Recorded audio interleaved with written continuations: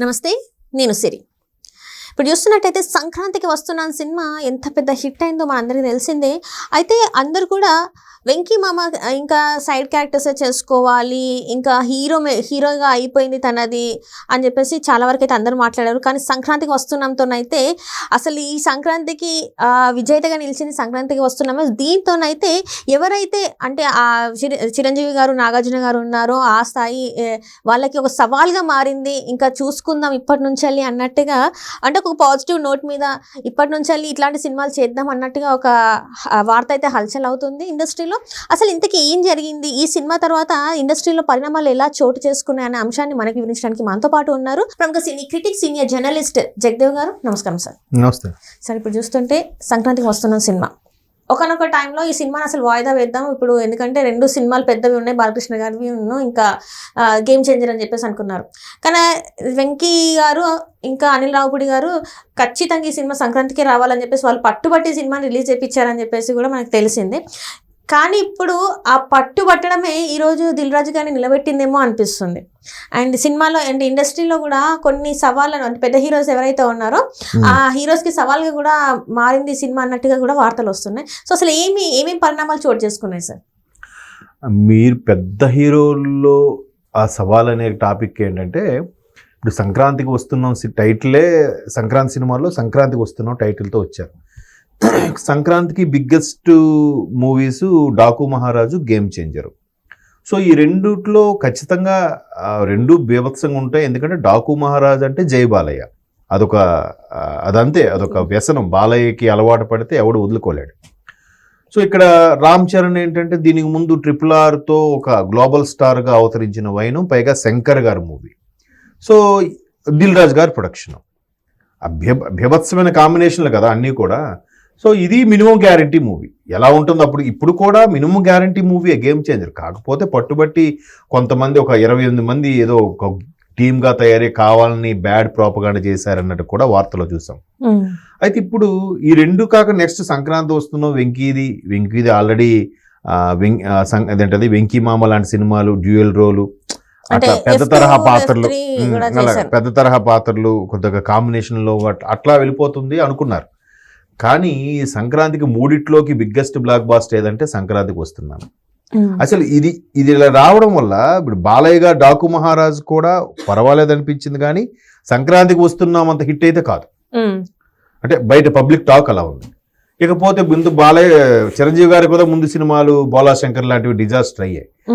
వెంకీ అనేసరికి minimum guarantee. ఇప్పుడే కాదు, ఆయన కెరియర్ స్టార్టింగ్ నుంచి కూడా ఫ్యామిలీ ఓరియంటెడ్. అంటే లాస్ట్ టైం సంక్రాంతికి వచ్చిన సినిమా ఏదైతే సైంధవ్ సినిమా ఉందో అది డిజాస్టర్ అయింది. అసలు వెంకటేష్ గారు ఇలాంటి సినిమా తీయడం ఏంటి అని చెప్పేసి కూడా చాలా మంది ఆయన మీద కొంత ఇలాంటి సినిమా ఏంటి, కెరీర్ అంటే ఈ కెరీర్ ఎండ్ అయినట్టేనా అని కూడా ఆ సినిమా ద్వారా మాట్లాడడం జరిగింది.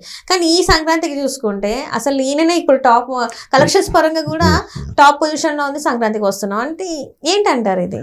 అదే ఇప్పుడు సంక్రాంతికి వస్తున్నాం మీరు అన్నట్టు సైంధవ్ ఎప్పుడైతే కొద్దిగా అంత ఇది అనిపించిందో, హిట్ అవ్వలేదో, ఇంకా వెంకీ గారి టైం అయిపోయింది. ఇప్పుడు ఎందుకులే దిల్ రాజు గారు కూడా డాకు మహారాజు ఈ 2 ఉన్నాయి కాబట్టి కొంచెం గ్యాప్ ఇచ్చి రిపబ్లిక్ డే టైంలో ఎప్పుడు రిలీజ్ చేద్దాం, సంక్రాంతి తర్వాత ఎప్పుడు అనుకున్నారంట. కానీ అది వెంకీ మాత్రం పట్టుబట్టారంట, లేదు సంక్రాంతికి రిలీజ్ చేయాలి, అనిల్ కూడా నేను చెప్పాను మీరు రెడీ చేసుకోండి అని. ఇదేంటిది, అతని సినిమాయే గేమ్ చేంజర్ ఉంటుంది, అది ఎట్లాగో కలెక్షన్స్ కురిపిస్తుంది, మళ్ళీ ఇదంటే థియేటర్స్ కష్టం అవుతుంది. కానీ వెంకీ ఎలా చేస్తున్నారంటే, లేదు ఈ జోనర్ ఏదైతే ఉందో ఇప్పుడు ఫ్యామిలీ ఆడియన్స్కి కరెక్ట్ కావాలి అని చెప్పడం, టైటిల్ కూడా సంక్రాంతికి వస్తున్నామని పెట్టారంట అనిల్ రావుపూడి కూడా. అంటే మెల్లగా దిల్ రాజు గారు ట్యూన్ చేశారు. సార్ పేరే సంక్రాంతికి వస్తున్నాం కాబట్టి సంక్రాంతి రిలీజ్ చేయకపోతే బాగోదు సార్, అందుకే డ్రాగ్ చేసి ఎలాగైనా దిల్ రాజు గారు కొద్దిగా లేట్ చేద్దాం అనుకున్నారు. కానీ ఇంకా ఆప్షన్ లేక సంక్రాంతి రోజే రిలీజ్ చేయాల్సి వచ్చింది. 14 ఆ రోజే సంక్రాంతి. సో అలా పట్టుబట్టడం వల్ల ఈ 2 కొంచెం మోస్తరుగా తగ్గడం, దానికి ఒక్కసారి కలెక్షన్ వెళ్ళిపోయేసరికి ఇప్పుడు ఎలా అయింది, సంక్రాంతి బరిలో ఎప్పుడు బాలయ్య కానీ చిరంజీవి గారు ఉన్నప్పుడు కంపల్సరీ వాళ్ళిద్దరికి బోల్డ్ సంక్రాంతులు చూశారు. ఈవెన్ వెంకటేష్ గారు కూడా కొన్ని కలిసి ఉందారా లాంటి సినిమాలు నాకు తెలిసి సంక్రాంతి టైంలో ఎప్పుడు వచ్చాయి అప్పట్లో. సో అటువంటి బ్లాక్ బాస్టర్ ఉన్న వెంకటేష్ గారు, సరే ఏముంది ఇప్పుడు ఫ్యామిలీ ఓరియంటెడ్, మహా ఉంటే F2 లా కామెడీ లాగా ఉంటుందేమో, తర్వాత ఇద్దరు ఒకరు భార్య ఇంకోటి గర్ల్ ఫ్రెండ్ అంటున్నారు. ఇది ఈ పోటీకి తట్టుకోలేదులే, అందుకే డిలేగా చేద్దాం, ఏ సినిమాలను అప్పుడు చేస్తే కొంచెం ఆడుతుందిలే అనేది ప్రొడ్యూసర్ దిల్ రాజు గారు ఆలోచన అట. మనకి తెలియదు, ఎవరు ఇండస్ట్రీ మిత్రులు చెప్తే తెలిసింది.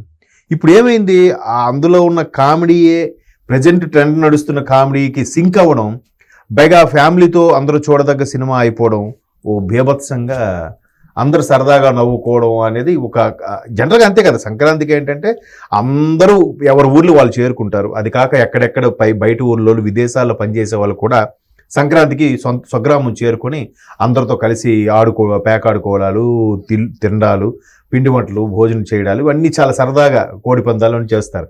మధ్య మధ్యలో ఆటోమేటిక్గా ఎవరు ఏ సినిమా బాగుందిరా, దేనికి వెళ్దామరా అనుకుంటుంటారు. సరదాగా అందరు కలిసి సినిమా చూసాంరా, ఈ ఊరు వచ్చినందుకు ఒక సినిమా చూసాంరా మన ఊరు థియేటర్లో అని ఫీలింగ్ ఉంటుంది చాలా మందికి. అలాంటప్పుడు ఏమవుద్దంటే అరే అదే సగం కలెక్షన్స్. సో ఇది ఏమాత్రం బాగున్నా ఎత్తుకెళ్ళిపోద్ది. కాబట్టి సంక్రాంతికే పట్టుబడితే వెంకటేష్ గారు ఈయన ఇంకా డ్రాగ్ చేయడానికి వీలు లేకుండా టైటిల్ కూడా సంక్రాంతికి వస్తున్నామని పెట్టడం వల్ల ఇంకా 14 రిలీజ్ చేశారు.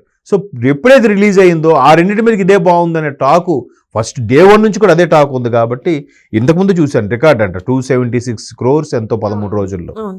సో మరి వెంకీ గారి టైం అయిపోయింది. వెంకీ గారు ఏంది ఇంకా డ్యూయల్ హీరోగా చేయడమే లేదంటే అతిథిపాత్రలు చేసుకోవడమే అన్న వాళ్ళందరికీ ఇది ఒక చెంపపెట్టులాగా అనిపించింది. పైగా కామెడీలో ఆయన ఎక్స్ప్రెషన్స్ అనేది కొట్టేవాడే లేడు. ఇప్పుడు నుంచి కాదు, నువ్వు నాకు నచ్చావు ఆ టైం నుంచి కూడా ఎలా ఉంటుంది అసలు. వెంకటేష్ ఉన్నారంటే ఇంకా మధ్యలో కమెడియన్ కూడా అవసరం లేదు. ఆయన ఎక్స్ప్రెషన్ అంటే హీరో ఎలివేషన్ ఉంటూనే కామెడీకి అంత ప్రాధాన్యత ఉండే సినిమాలు చాలా చేశారు. ఇప్పుడు నువ్వు నాకు నచ్చావు ఆ రోజులో బిగ్గెస్ట్ హిట్. ఇప్పుడు కొంతమంది కొన్ని జానర్లో ట్రై చేసినా అందరూ ఏమనుకున్నారంటే ఇది వెంకీకి అయితే బాగుండేదేమరా అలా అనుకున్న వాళ్ళు చాలా సందర్భాలు ఉన్నాయి. సో అంతగా ఫ్యామిలీ ఆడియన్స్కి అట్రాక్ట్ అయిన వెంకీ ఈ పండగ సీజన్కి ఆ టైటిల్కి ఆయన పర్ఫార్మెన్స్కి పైగా భార్య ఒకటి ఎక్స్ గర్ల్ ఫ్రెండ్ కాన్సెప్ట్కి సింక్ అయిపోయి బ్లాక్ బాస్టర్ అయిపోయింది. బ్లాక్ బాస్టర్ అయిపోయింది. డాకు మహారాజ్ దాంతో పోటీగా అయితే లేదు కదా. ఓకే పర్వాలేదు, జై బాలయ్య దీంట్లో నడుస్తుంది, కానీ దాంతో పోటీ పడలేకపోవడం ఇప్పుడు ఖచ్చితంగా మరి ఆ తరం హీరోలందరికీ సవాల్ విసిరినట్టే కదా.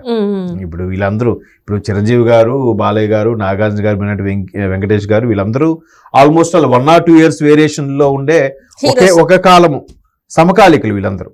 సో ఖచ్చితంగా అది అనిపిస్తుంది, అబ్బా వెంకీ ఈసారి కొట్టాడే మనము కొట్టాలి అనే ఒక హెల్దీ అట్మాస్ఫియర్ క్రియేట్ అవుతుంది. సో దిల్ రాజు గారు కూడా అది ప్రెస్ మీట్లో అదే చెప్పారు. గేమ్ చేంజర్తో కొంచెం నేను భయపడ్డాను, ఇబ్బంది పడ్డాను, కరెక్ట్ టైంకి వెంకీ గారు నిలబెట్టేశారు అని. ఇంకోటి ఏంటంటే అనిల్ రావిపూడి వెంకటేష్ గారి కాంబినేషన్లో ఇది 3 హిట్లే. F3 కూడా ఆడేసింది, చాలా బాగా స్టార్ కాస్టింగ్ అవన్నీ ఉండేటప్పుడు కూడా. F2 బ్లాక్ బాస్టర్, F3 కూడా బాగా అనిపించింది. మళ్ళీ సంక్రాంతికి వస్తున్నాం బ్లాక్ బాస్టర్ అయిపోయింది. ఇప్పుడు నేను మొన్న ఇప్పుడు రానా దగ్గుబాటి షోలో చూసినప్పుడు కూడా అదే చెప్తున్నారు. నేను ఇంకా వెంకటేష్ గారు, అనిల్ రావిపూడి అంటే ఇంకొక 4-5 సినిమాలని చేయాలనుకుంటున్నాం సార్, మరి ఎలా ఉంటుందో చూడాలి, స్టోరీ రెడీ చేసుకుంటున్నాను కూడా ఆయన చెప్పాడు.